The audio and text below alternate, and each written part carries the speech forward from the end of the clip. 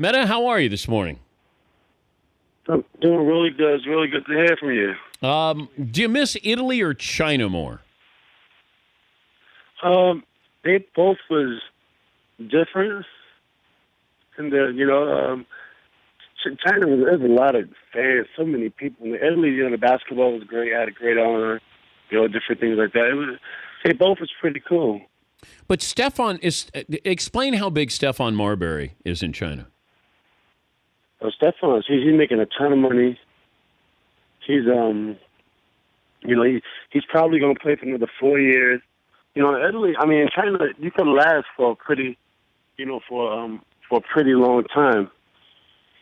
And in China, and Stefan's going to play for another couple of years. He must be making $5 to $10 million a year out there on the court and off the court. He's doing very well for himself. And China's a growing league. He's doing very well. Is he like LeBron James over there in China in that league?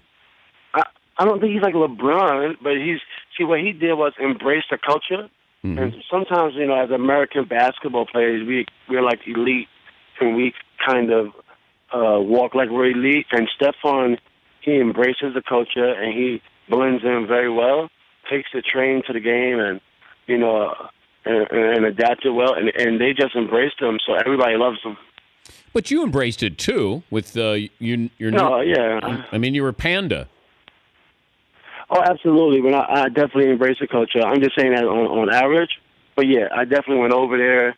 I went over there kind of at the peak of my career, sort of, where I can still play a little bit.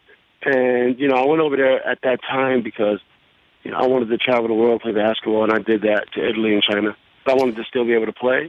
And I think they appreciated that. Superstar coming over there. At the age of, 33, 34. Metta World Peace, Laker forward joining us, Dan Patrick Show. What's your role with the Lakers this year? I think when you're, I don't really look at my role with anything in life. I just like to enjoy life. I have so many things going on in my life, my family, and different things, and the Lakers. And I like to just contribute, to life overall. I don't really look at my life as a role in anything. But I didn't know if you're sort of a mentor, sort of a player assistant coach. See, you don't see it that way, or it hadn't been defined that way for you?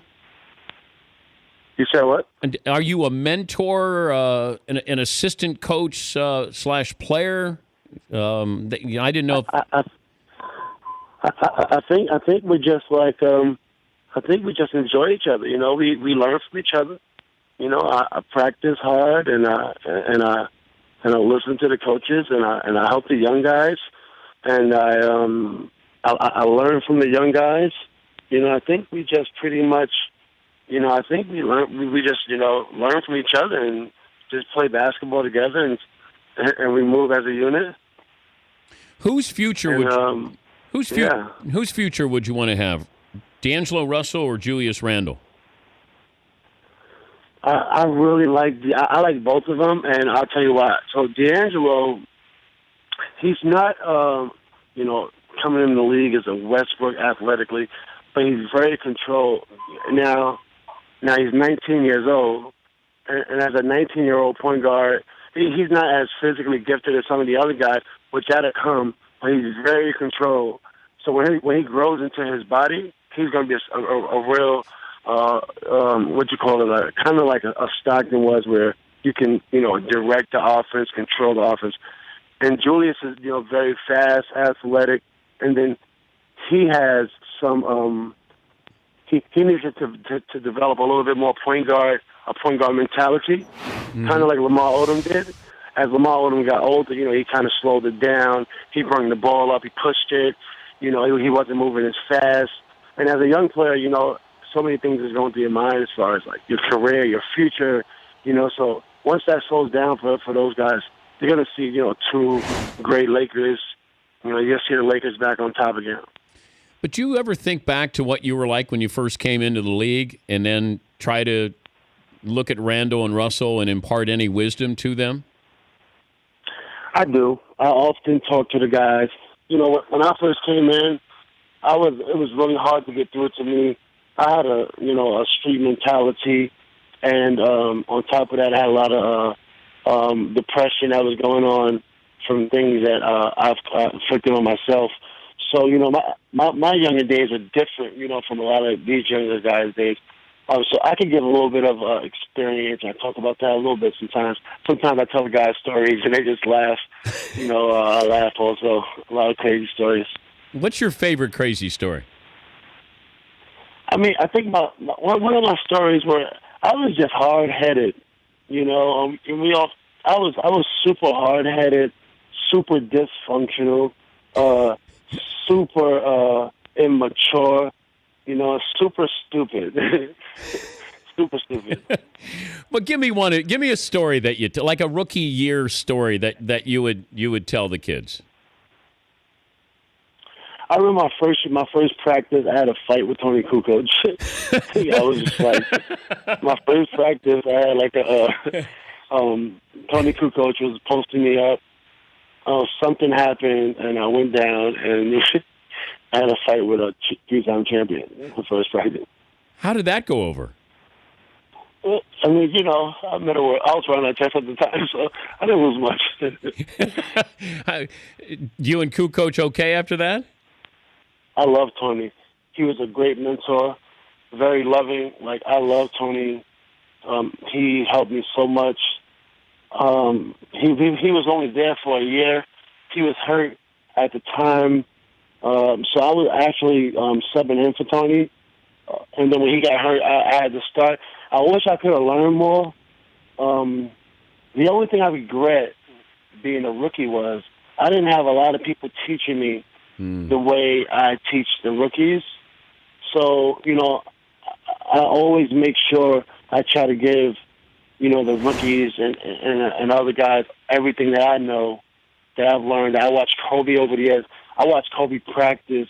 I see how he worked on his footwork. I watch Pau Gasol, time with in the games, and I see the moves that he go to. So I just try to, I didn't make these things up. I just try to show the guys things that I've seen that works, and hopefully it helps them. But were you crazy? I don't know if I was crazy, but I think when you're dysfunctional, you could do things that might seem crazy. So yeah, I guess people. But the thing is, people don't understand, what people go through. So if I see a kid that's like dysfunctional, everybody calls him crazy. Yeah. I immediately embrace the kid. I immediately see, I can immediately understand probably what's going on, and that's why I kind of relate to a lot of young players. Even when I've seen guys in the NBA going through different things, I always reach out because I can kind of understand right away, what the problem is. I can give some of my stories, and then immediately we could connect, on a whole other level. Did you ever get into it with Kobe in practice? But not anymore. We're old now, so I'm like. But did you? I mean, yeah, me and Kobe got into it a lot. It was fun, actually. Kobe embraced it. I embraced it. It pushed us, to the limit to compete in practice. Kobe could sense when practice is dull, and when practice is dull, Kobe would turn it up. And now that he's a little bit older, we gotta kind of light the fire under him sometimes because he can't continue to do that. When he had those Laker teams, he was on teams with Bynum and Powell and Lamar and Sasha, who was a firecracker, and Luke, who will talk trash, and Adam Morrison, who was, Adam Morrison was amazing in practice, talk a lot of trash, and the era's changed now. Wait. Adam Morrison talked trash in practice? Adam Morrison, first off, he used to dominate some practices with his shooting, and he talked a lot of trash. Adam Morrison is one of the greatest trash talkers that we've never seen, due to injuries and things like that. Wait. So practice, practice trash talkers. He was one of the greats of all time, huh? No, see, Adam hurt himself. The thing about Adam Morrison, what people don't realize, Adam dominated college. You understand? And Adam came out and hurt his knee. If Adam didn't hurt his knee, Adam would have had a great NBA career. So Adam he had that big ego because of who he was. Adam, if you talk to him, he'll tell you he had a very disappointed NBA career. He's not satisfied with those 2 rings. He couldn't show people what he could do. But in college, everybody's seen that Adam Morrison was clearly, the best player. He would have definitely carried that over to the NBA if it wasn't for his injuries. Do you think this is Kobe's last year, Metta? Well, I don't know. Kobe's looking really good, and I mean, he had some points last night, where I felt like he could still play a little bit. He's taking care of his body, and I think the faster that we grow as a unit, you're going to see even more unbelievable things from Kobe. A lot of the players that's guarding Kobe this year are going to have their hands full. I think the Mamba mentality, is back. Yeah, I see him playing after this. But I do think you're right. If Randall and Russell, if the younger kids make it fun for him, I could see him playing. It might not be with the Lakers, but I can see him playing one more year. I mean, I can see Kobe playing. He's looking good, and I think last year, coming off those injuries, he had no legs. Most of his shots hit the front of the rim. When I was watching him from China, sometimes I would text him, but his shots were all hit in front of the rim, and that's just because he had no legs. This year he has legs. And why didn't he get the last shot last night, Metta? He don't need the last shot. The ball, see, you have to listen to the ball. The ball is going to tell you exactly what to do, and that's what you do. I remember one time when we played the Spurs, and that's when Danny Green was a rookie, or maybe a second-year player, and Ginobili was in the game. Tony Parker was in the game. And then Popovich draws up a play for Danny Green for the game winner, and that's the type of team you have to have. You have to be unpredictable. Lou's a great player, and whether Lou makes it or he does it, we live with it as a team. Maybe Kobe could go to China. No, I don't think so. I think 20 years of playing basketball. I think when he finishes his playing career, he's gonna maybe do some other things. He got great family, and I think he's a great father, which people don't talk about enough. They talk about how old he is, but they don't talk about how great a father he is. How many great children he has, and his wife. And so I wish people would talk about those things more on ESPN. But he has a lot of great things to do. He's almost 40.